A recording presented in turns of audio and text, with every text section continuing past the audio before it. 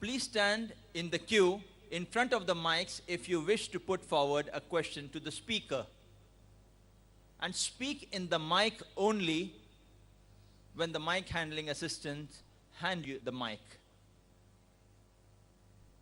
Your question should be on the topic similarities between Hinduism and Islam only. Questions not relevant to the topic, including any general questions on religion, will not be permitted. Kindly state your question briefly and to the point. Only one question at a time per questioner will be allowed. For your second question, you would have to queue up at the back of the row and await your second chance, which, seeing the time limitations, I'm doubtful you may get. We will allow one question at a time on each of the mics in clockwise rotation. The first question from the ladies' mic, the second question from the brothers who queue up on my right, and the third question from the microphone on my left down here. The fourth question would be from the slip, and we again rotate in serial order in similar fashion. Written question on slip papers which are available from the volunteers in the aisles and in the gangways can be sent up through the seating volunteers up to the stage on my left, and the stage management director would hand over the same to me. In the interest of avoiding wasting time on irrelevant issues and to ensure a more educative and interesting question and answer session, my decision to allow or disallow questions which are irrelevant will be final. In this, I would also be assisted by the Director of Stage Management and one of the officials from the police who have been deputed by DCP Mr. Himanshu Rai. Kindly state your name and profession before putting forward your question so that the speaker can give you an adequate level response. Can we have the first question from the sisters, please? I am Mrs. Rangwala. You have praised Raja Ram Mohan Roy in your talk. Do you know that he was against Parda? Why does Islam degrade woman by keeping her behind the veil? Isn't a Hindu woman modest in her shalwar kameez? The sister asked a very good question, that I spoke highly about Raja Ram Mohan Roy in my talk and about the reform he brought in Hinduism. But he even spoke against the hijab system that's there in Islam. So do I know about that? And why does Islam degrade the woman by keeping her behind the veil? And is a Hindu woman who does not wear a veil and wear a salwar kameez, is she modest? Sister, you should understand that if I appreciate certain points of a person, that does not mean I agree with all his points. For example, 4 years back, the Home Minister of India, Mr. L.K. Advani, he suggested the law that the rapist should be put to death. And I appreciated that he agreed with the Islamic philosophy that a rapist should be put to death. But when I appreciated Mr. L.K. Advani, that doesn't mean I agree with him totally. But I do agree with the suggestion that a rapist should be put to death, same as Islam says. Similarly, Raja Ram Mohan Roy, I appreciate him. He's a great reformer. I really respect him. I also know that he was against the hijab system, which is mentioned in Islam. Now today, if we analyze the modesty level of a human being, it differs depending upon the surrounding they live in. For example, there are certain Muslim countries in the Arab land who say that if anyone looks at a woman or stares at a woman, it is considered immodest. Anyone stares at a woman, it is immodest. In India, as long as you don't touch a woman, you are modest. Therefore, while they greet, the ladies and the gents, they fold their hands, but they don't touch anyone. If you don't touch a woman, you are modest. In some of the Western countries, Shaking hands is modest. If a man shakes hands with a lady, it is modest. And if you don't shake hands, it is considered that you are not friendly. In other Western countries, if you kiss a woman, that is modesty. If you go beyond kissing, it is immodest.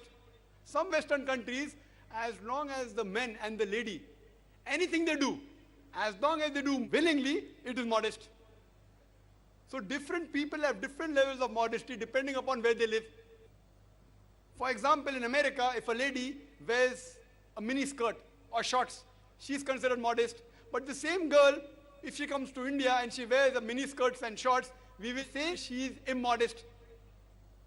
When I gave a talk in America, there was an American who told me, "Brother Zakir, do you know the Indian women are immodest?" I was shocked. I didn't agree with him. He said, "Of course. The Indian women, when they wear the sari, they expose their belly." So according to the Americans, exposing the belly is immodest. So depending upon different people, the level of modesty keeps on changing. Let us try and analyze what does our Creator, Almighty God, have to speak about modesty. Allah says in the Quran, in Surah Nur, chapter number 24, verse number 30, "Say to the believing man that he should lower his gaze and guard his modesty." Allah first speaks about the modesty for the man and then of the woman. Whenever a man looks at a woman, any brazen thought comes in his mind, he should lower his gaze. There was a Muslim who was staring at a girl for a long time. I told, "Brother, what are you doing? It is haram to stare at a woman." He told me, "Our beloved Prophet said, the first glance is allowed, the second is prohibited. I have not yet completed half my glance." What did the Prophet mean when he said the first glance is allowed, the second is prohibited? What he meant was, if you unintentionally look at a woman, do not intentionally look at her to feast on her beauty. That doesn't mean you can look at a woman for 10 minutes without blinking and saying, "I have not completed my glance." The next verse speaks about the hijab for the woman. Allah says in Surah Nur, chapter number 24, verse number 31, "Say to the believing woman that she should lower her gaze and guard her modesty, and display not her beauty except what appears ordinary of, and draw her veil, a head covering over the bosom, except in front of her father, her husband, her sons, and the big list of mahrams who she cannot marry is given." And the criteria for hijab is given in the Quran, the Sahih Hadith. There are basically 6 criteria. The first is the extent. That is, the extent for the man is from the navel to the knee. For the woman, the complete body should be covered. The only part that can be seen is the face and the hands up to the wrist. The remaining 5 criteria are the same for the man and the woman. The second criteria is the clothes they wear, it should not be transparent so that you could see through. The third is it should not be tight-fitting so that it reveals the figure. Fourth, it should not be so glamorous so that it attacks the opposite sex. Fifth, it should not resemble that of the opposite sex. And sixth, it should not be clothes which are signs of the unbelievers. And the reason for hijab is given in Surah Azab, chapter 33, verse 59, in which Allah says, "O Prophet, tell to your wives and your daughters and the believing women that whenever they go abroad, they should put on a cloak so that they shall be recognized and it will prevent them from being molested." Suppose there are 2 twin sisters who are very beautiful, who are equally beautiful, and if they are walking down the streets of Bombay, down the streets of Pedaro, and one of the twin sisters, she is wearing the Western clothes, a mini skirt and short, and the other twin sister, she is wearing the Islamic hijab, complete body covered, except the face and hands up to the wrist. And if they are walking down the streets of Pedder Road, and if round the corner there's a hooligan, there's a ruffian who's waiting for a catch, who's going to tease a girl, I'm asking you a question, which girl will he tease? Will he tease the girl wearing the mini skirts or short, or will he tease the girl wearing the Islamic hijab? But naturally, he will tease the girl wearing the Western clothes. Let's analyze what do the Hindu scriptures have to speak about modesty. It is mentioned in Rig Veda, book number 8, hymn number 33, verse number 19. It says that when Brahma has made you a dame, when Brahma has made you a woman, you should lower your gaze and should not look up.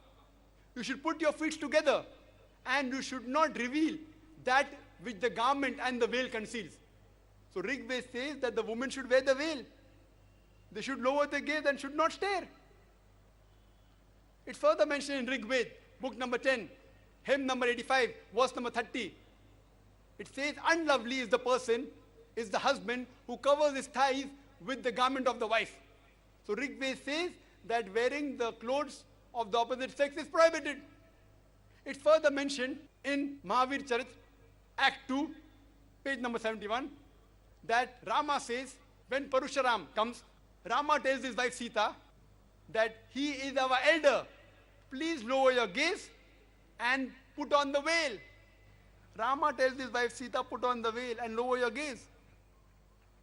If you read historical books, the books talking about the coinage of the age of Gupta and post-Gupta age, there are coins which have women wearing veil, Indian women, up, and the veil goes up to the shoulders. Some go up to the arms. Many Indian women, if you go to the villages, they wear the veil. They cover the head. Some of the women even cover their face. So if you analyze, even the Hindu scriptures say that the woman should wear the veil, that the woman should lower the gaze. It's a pity that Raja Ram Mohan Roy, he might not have read these verses. God willing, if Raja Ram Mohan Roy would have read these verses, even he would have told that the woman should wear the veil. 4 years back, I appreciated the Home Minister L.K. Advani for suggesting that the rapist should put to death. Maybe the next Home Minister, he would advise that the women of India should wear the veil.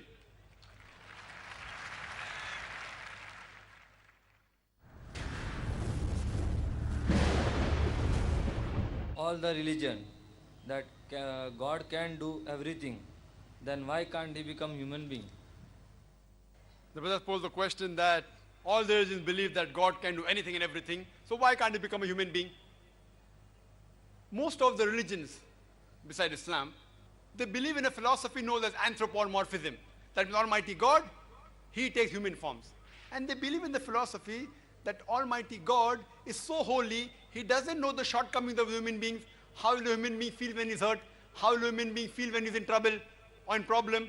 So Almighty God has come down in this world and become a human being to set the rules for the human being. On the face of it, it's a very good logic. But I tell these people that suppose I manufacture a VCR.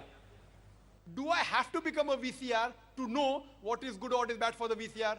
Since I'm the creator, I don't have to become a VCR. I just write an instruction manual that if you want to play the VCR, video cassette recorder, put in the video cassette and press the play button. If you want to fast forward, press the FF button. If you want to stop, press the stop button. Don't drop it from a height, it will get spoiled. Don't immerse it in water, it will get damaged. I'll write an instruction manual. Similarly, Almighty God, since he is the creator of the human beings, he does not have to become a human being to know what is good or what is bad for the human being. What does he do? He chooses a man amongst men and he reveals the revelation. And the last and final revelation for the human beings, it is the glorious Quran, the do's and don'ts.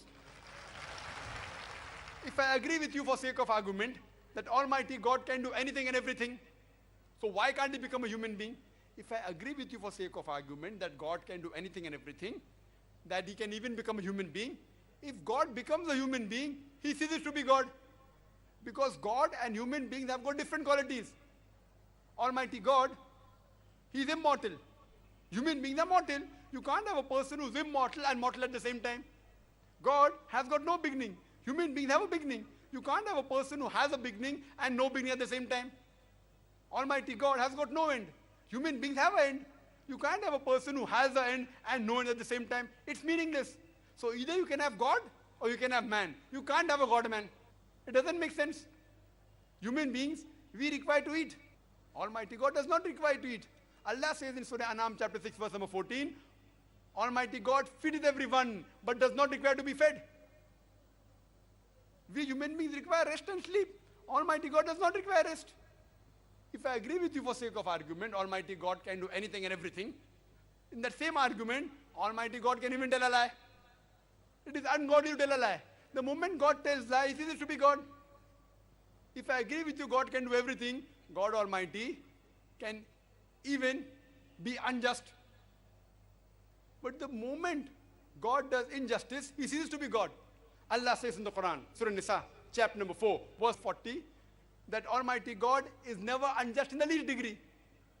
If Almighty God wants, he can forget. But to forget is ungodly.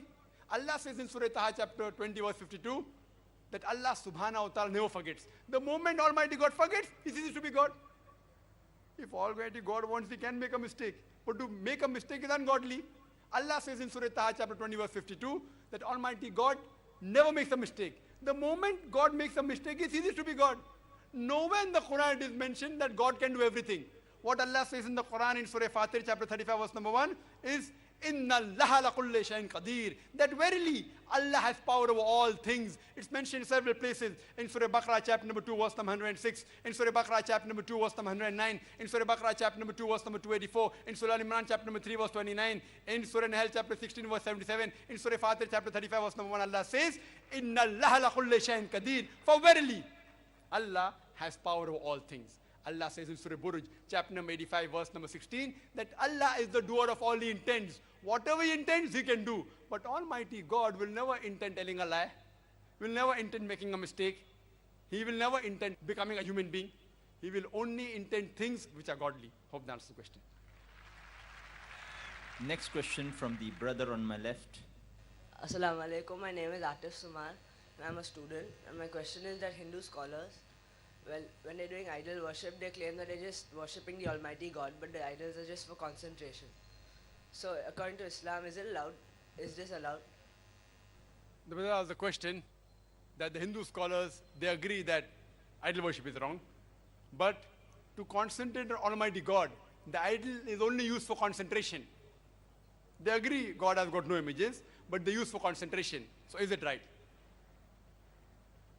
All these Hindu scholars, they have read the Hindu scriptures and the scholars agree that Almighty God has got no images. But what they say, that those people who have lower consciousness, they require an idol for concentration. Once you reach a higher level of consciousness, then idol is not required. So I tell these pundits and scholars that those people who have higher consciousness, they don't require an idol to concentrate. So we Muslims have already reached that higher level of consciousness. We don't require any idols to concentrate. Furthermore, once the Pandit told me that when we speak to children, we have to make them understand easily. If your child asks you, why does it thunder? So we give the reply that Ai ma chakki pisti hai. It is thundering because Ai ma chakki pisti hai, grandmother in the heaven, she is grinding flour. I told him, in Islam, we don't agree in telling a lie, even if it's a white lie. If I tell my son that it thunders because Ai ma chakki pisti hai, and when he goes to school, he learns that thundering is due to sudden expansion of rapidly heated air, he will start thinking that my father is telling a lie. What we have to know, we have to speak the truth. The Pandits and the scholars, they say that at the lower level, the idol is required for concentration. At a higher level, we don't require concentration. Like how if we study at the lower standard 1, it's required, higher level is not required. I tell them that suppose we teach mathematics. In standard 2, when we teach mathematics, we say 2 plus 2 is equal to 4. But the same 2 plus 2 is equal to 4 remains in 10th standard, remains when he does his graduation, it even remains when he does the PhD. The basic teaching of any subject remains the same. 2 plus 2 will remain the same irrespective of 2nd standard or 10th standard or graduation or PhD. It is very clear that in the Vedas, in the Hindu scriptures, Almighty God has got no images. It's the basics. You can't change your basic. If someone tells me that in standard 2, 2 plus 2 is equal to 5, so you can't tell your son, don't worry, when you reach standard 10, I will tell you 2 plus 2 is not equal to 5. You have to correct him immediately. So it's the duty of all the Hindu scholars to tell the Hindus that according to the Hindu scriptures, Almighty God has got no images. That is the basic. So even at the basic level, they should preach to their followers that idol worship is wrong. Hope that answers the question.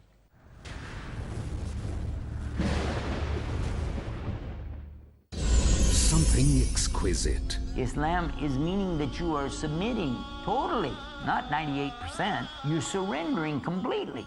To recite. The recitation, Al-Quran, is the recitation of Almighty God. To learn. Obey Allah and obey His Messenger. To share. We need to share Islam with our neighbors, friends. Come share the exquisite pearls of wisdom from the Quran and Hadith. Join Yusuf Estes in Share Islam every Tuesday at 4:30 p.m. Saudi Arabia and 5:30 p.m. UAE on Peace TV. Peace TV, the solution for humanity.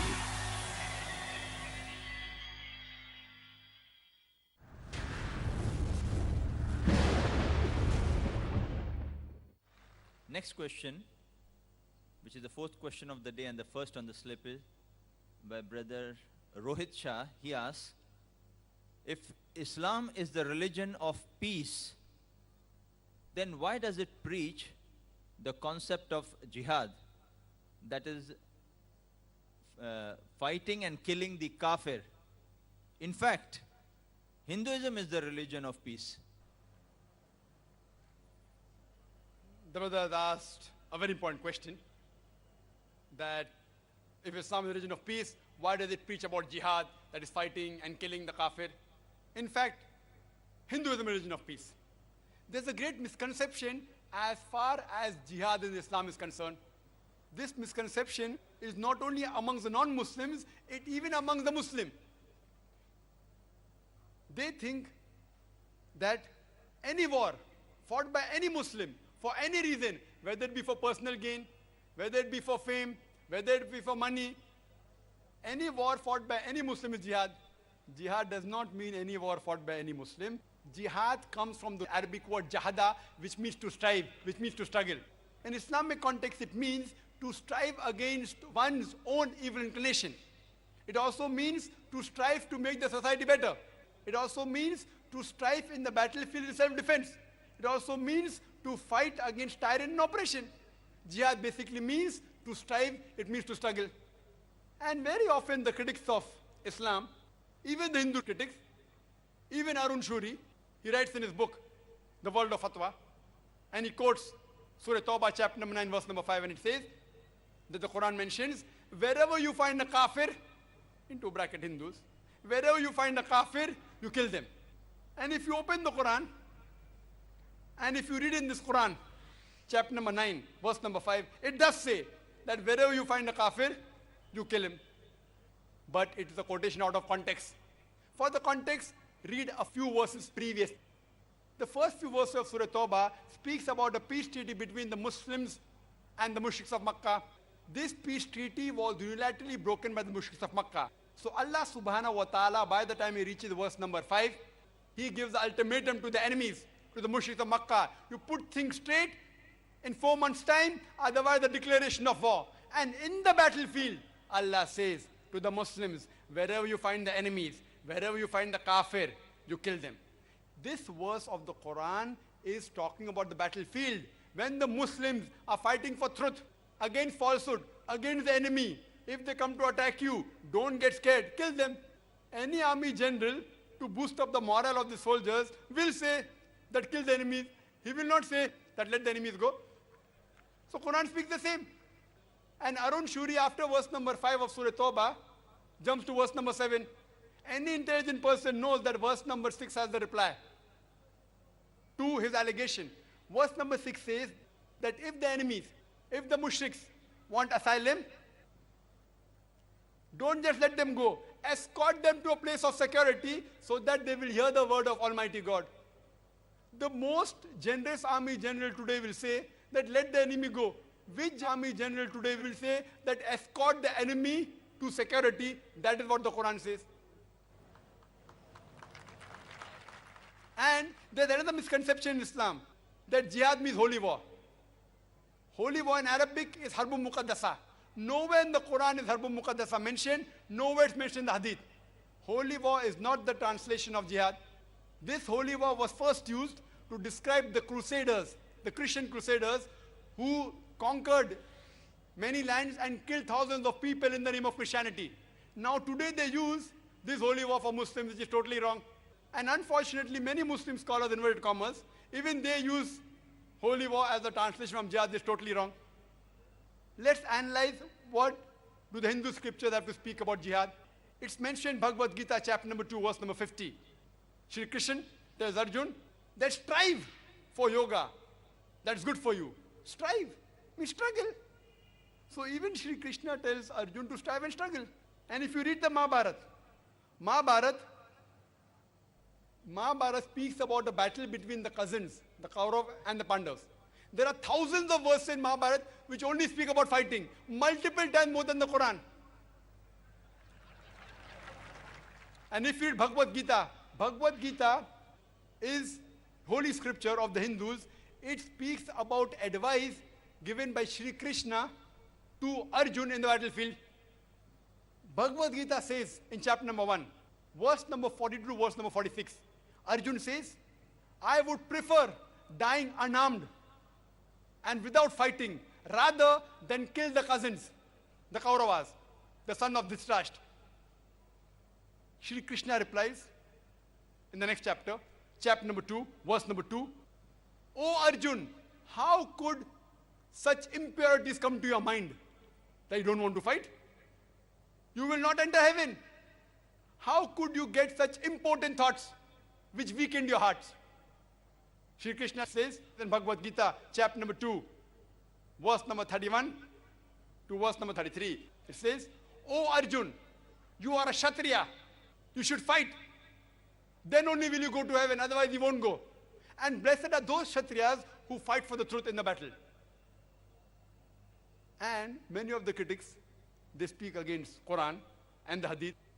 And they quote Sahih Bukhari, volume number 4, book of Jihad, chapter number 2, Hadith 46, in which a prophet said, Mujahid is a person who strives in the way of Allah subhanahu wa ta'ala. And if a Mujahid dies in the battlefield, he will go to Jannah, to paradise. And if he wins, he will get the booty of the war. Exactly same thing is mentioned by Shri Krishna in Bhagavad Gita, chapter number 2, verse number 37. O Arjun, go and fight. If you get killed, you will go to heaven. And if you win the battle, you will enjoy the good of this world, this earthly world. Exactly same thing what is mentioned in the Hadith. Imagine if I quote saying that Bhagavad Gita says, you should kill your cousins. It will be devilish on my part. I am telling out of context. It will be devilish. The right thing is Bhagavad Gita says that you have to fight for the truth against falsehood. And even if it be your cousin who on the falsehood, even if you have to kill them for the truth, there's no problem. So quoting out of context is devilish. So here we understand that if while speaking with the different types of people, we should know how to convince them. Believe me, hundreds of Hindus have spoken to me and saying jihad is wrong. The moment I say, but isn't it mentioned in Bhagavad Gita that you should kill the cousin? They tell me, no, but that is Shri Krishna is talking about fighting of truth against falsehood. I said, that is what the Quran says. Oh, if that is what the Quran says, then we agree with the Quran. Yes, sister. My name is Saira. I am a teacher. In your talk, you mentioned about pillars of Iman, that is faith in Islam, and showed the similarities of it in Hindu scriptures. Is there any mention of the pillars of Islam in Hinduism? This was a question that I've mentioned about pillars of Iman in my talk and compared with similarities in the Hindu scripture. Are there any similarities between pillars of Islam and the Hindu scriptures? Yes, sister. Time didn't permit me to speak about all the similarities. We can speak for days together. As far as the pillars of Islam are concerned, it's mentioned in Sahih Bukhari, volume number 1, in the book of Iman, hadith number 8. The beloved Prophet Muhammad Sallallahu Alaihi Wasallam said that Islam is based on 5 principles, on 5 pillars. The first is affirming La ilaha illallah Muhammad Rasulullah. There is no God but Allah and Prophet Muhammad, peace be upon him, the messenger of Allah. The second is establishing Salah. Third is Zakat, charity. Fourth is Som, that is fast in the month of Ramadan. And fifth is pilgrimage to the city of Makkah once in a lifetime. These are basically 5 pillars. The first one, about one Allah subhanahu wa ta'ala and the final messenger Muhammad sallallahu alaihi wasallam, I have already discussed in my talk. Regarding the second pillar of Salah, the main portion of Salah in Islam is sujood, that's prostration. Allah says in the Quran in Surah Imran chapter number 3 verse number 43, Ya Maryam muknuti li rabbiki wasjudi, that O Mary, worship thy Lord devotedly and bow down with those who bow down. Allah says in the Quran in Surah Hajj chapter number 22 verse number 77, Ya ayyuhalladhina amanu, oh you believe, bow down and prostrate yourself and prostrate with those who prostrate. So the major part is prostration. In Hinduism, there are various types of worship. One of the types of worship is called as Sashtang. Sashtang means from sa, meaning with art, meaning 8, ang means part of body. So Sashtang means 8 parts of the body. That means when you worship, you should touch 8 parts of the body. Now if you analyze, the best way a Hindu can do Sashtang is the sujood we do in Salah. The 8 parts of the body we touch is the forehead, is the nose, is the 2 hands, is the 2 knees, and the 2 feet. The third pillar of Islam is zakat. That's charity. 2.5% of excess wealth in charity every year. Charity is even prescribed in the Quran in Surah Al-Hashr, chapter 59, verse number 7. That charity has been prescribed so that the wealth does not circulate only amongst the rich. This is exactly what is mentioned in Rig Veda, book number 10, hymn number 117, verse number 5. That gives charity to the poor. And you may never know, today you're rich, tomorrow you may become poor. And wealth circulates like the wheels of a chariot. Same thing as Islam. Pillar number 4, Saum. That means fasting for the complete lunar month of Ramadan. Abstain from food and drink from dawn to sunset. Hinduism has various types of fasting. One type of fasting mentioned in Manusmriti, chapter number 6, verse number 24, is fasting for 1 month. Fasting is further mentioned in Manusmriti, chapter number 4, verse number 222, and Manusmriti, chapter number 11, verse number 204. The 5th pillar is Hajj. That every adult Muslim who has the means to perform Hajj should at least perform Hajj, that is pilgrimage to the holy city of Makkah, in the month of Hajj. There are various types of pilgrimage in Hinduism. One type is mentioned in Rig Veda, book number 3, hymn number 29, verse number 4. It speaks about Ilaispad, a tirtha, a place of worship called as Ilaispad. Ila means Allah, Spad means place, so Ilaispad means a place of God. And it says it is in the center of Prithvi, earth. And we know that Makkah is the center of the world. So Veda says one place of pilgrimage is the house of Allah. We call it Baitullah, which is in the center of the earth. And further, if you read in Rig Veda, book number 3, hymn number 29, verse number 11, it speaks about Narashanksa, about Prophet Muhammad Sallallahu Alaihi Wasallam. So this place of pilgrimage is nothing but Makkah. And if you open and read the Sanskrit dictionary, it says Ilaispad means a place of God, a place of Tirtha. Mecca pilgrimage is also mentioned in Rig Veda, book number 1, hymn number 128, verse number 1. These were in short the similarities between Hinduism and the pillars of Islam.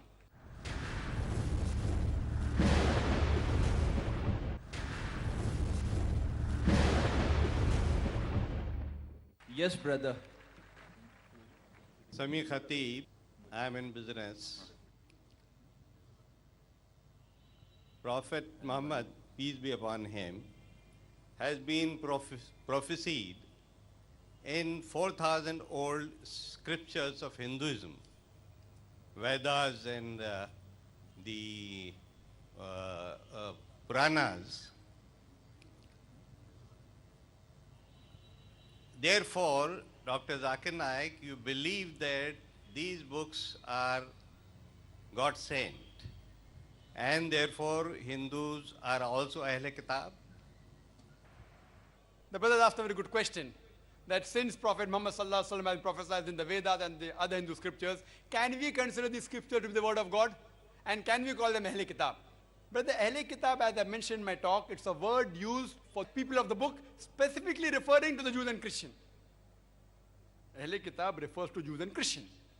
Regarding your question, that can we consider Vedas or the other Hindu scripture the word of God? Allah says in the Quran in Surah Ra'd, chapter number 13, verse number 38, وَلِكُلِّ أَجْلٍ كِتَابٍ. In every age have we sent a revelation, but by name only 4 revelations are mentioned in the Quran: Torah, Zabur, Injil, and the Quran. Torah is the Wahi which was revealed to Prophet Moses, peace be upon him.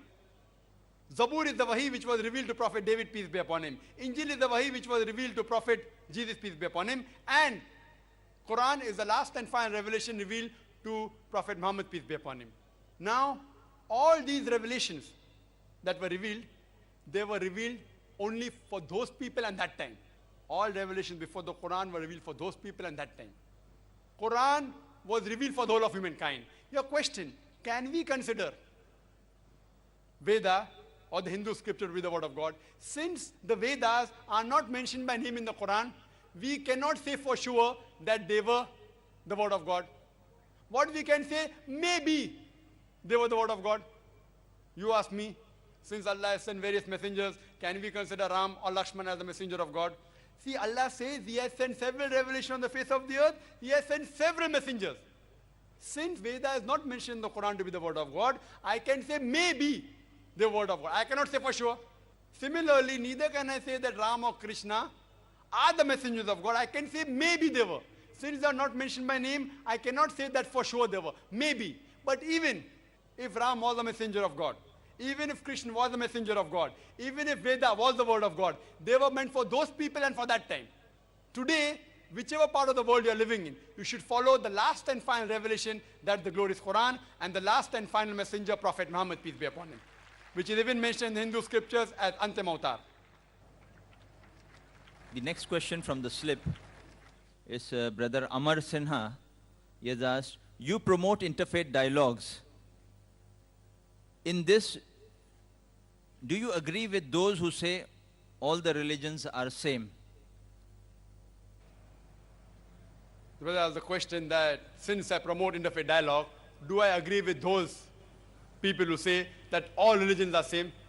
There are various interfaith dialogue going on throughout the world, even in Bombay, and we find that religious personalities of various religions come on the stage and say all religions are the same. A Hindu personality comes, a religious leader, and says all religions are same. A Muslim personality comes and says all religions are same. A Christian personality comes and says all religions are same.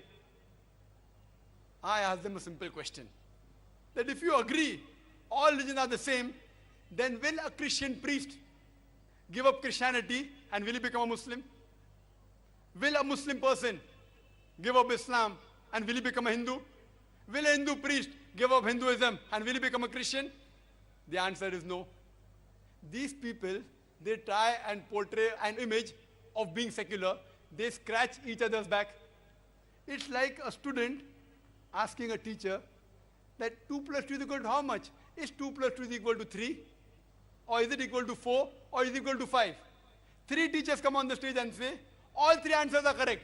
2 plus 2 is equal to 3 also, 2 plus 2 is equal to 4 also, and 2 plus 2 is equal to 5 also. This is nothing but garbage. I, being a student of Islam and comparative religion, I have read the various scriptures. I know the practices of the various religions are not the same. I believe in communal harmony. I believe in interfaith dialogue. What I say, if we make an assumption, that let's assume that at least amongst all the various scriptures, various religions, at least one scripture is 100% authentic, the word of God. Now this assumption, no religious personality would object to. I would not mind accepting at least one of the religious scripture as being the word of God. The Christian would say, fine, at least one means, at least Bible is the word of God. The Hindu will say, no problem, at least the Veda is the word of God. The Muslim will say, no problem, at least Quran is the word of God. Now what you do, you collect all the hundreds of teachings from the Christian Bible, from the Hindu scripture, the Veda, and from Islam, the Quran. Now you find the commonalities. Suppose 50 are common.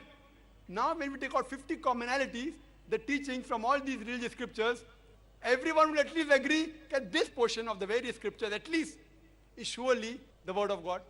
And no one would object implementing it because it is present in all the scriptures. This technique of communal harmony is based on the Quranic verse of Surah Al-Imran chapter 3 verse 64, which says, Ta'ala ila kalmitin sawa'im bayna bainakum. Come to common terms as between us and you. There may be other differences. There may be other differences in the religions. I can give a talk even on differences between Islam and Hinduism. But since we are coming on commonalities, no one would object on following the commonalities because it is present in all the religious scripture. There may be some people who may not be well versed of the scripture, they may sometimes be offended. For example, if I point out that all the religious scripture, whether the Bible, whether the Veda, whether the Quran, says they should not do idol worship. Now, since he is not aware of the Vedas, he may feel offended. But yet, he will not go against me. Because if he goes against me, he is going against the Veda, which he considers the word of God. So this is the best way for interfaith dialogue and communal harmony that come to common terms as between us and you. Hope that answers the question. Yes, brother. My name is Mubin Solkar and I'm a lawyer by profession. Before I put in my question, I must say, sir, that I'm really impressed by your knowledge of Hindu scriptures. It's really amazing. My question to you is that you've said that there are so many similarities between Islam and Hinduism. Does that mean that according to Islam, a person can be a Hindu?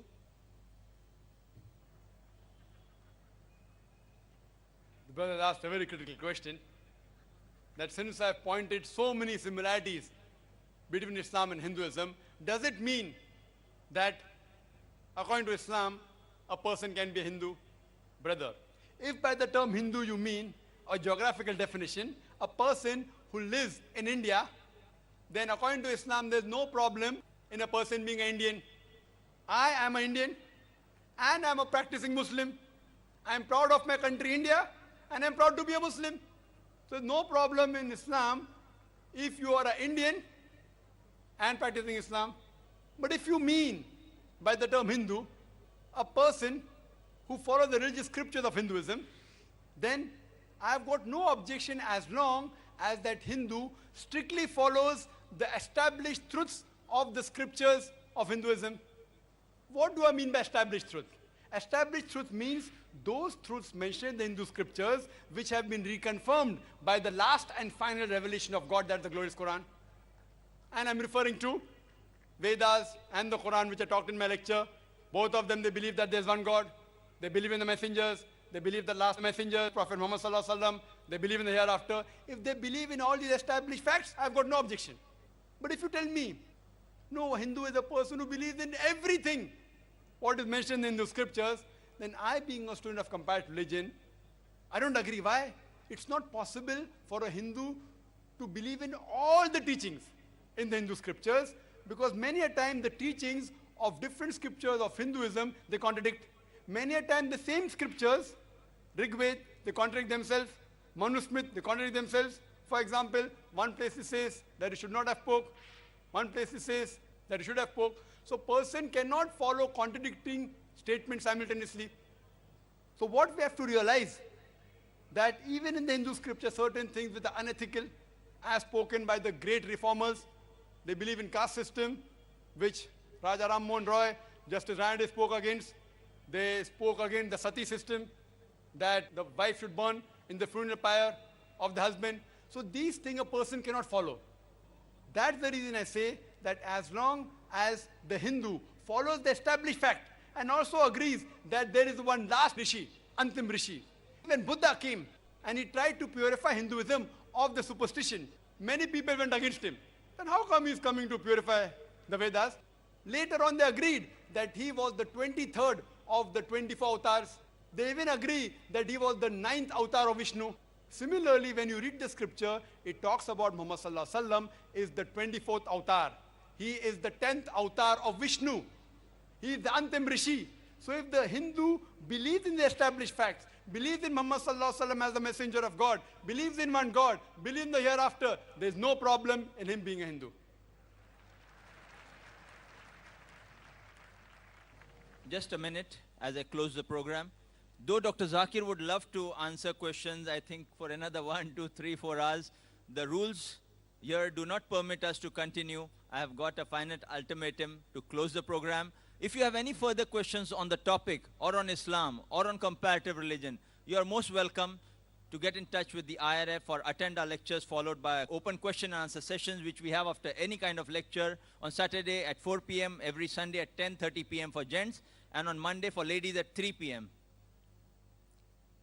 Those who have not filled up the guest registration slip are kindly requested to do so at the registration counter while leaving, so that you can be in touch and we may be able to inform you of our program. Lastly, we thank Allah subhanahu wa ta'ala for making this program possible. On behalf of the IRF and our organizing committees, I thank all our guests, the press, and all the professionals who are involved in the running of this program, as well as our staff and volunteers, and all persons who have helped up in making this program successful, especially with the help of Allah subhanahu wa ta'ala. Jazakallah. Assalamu alaikum.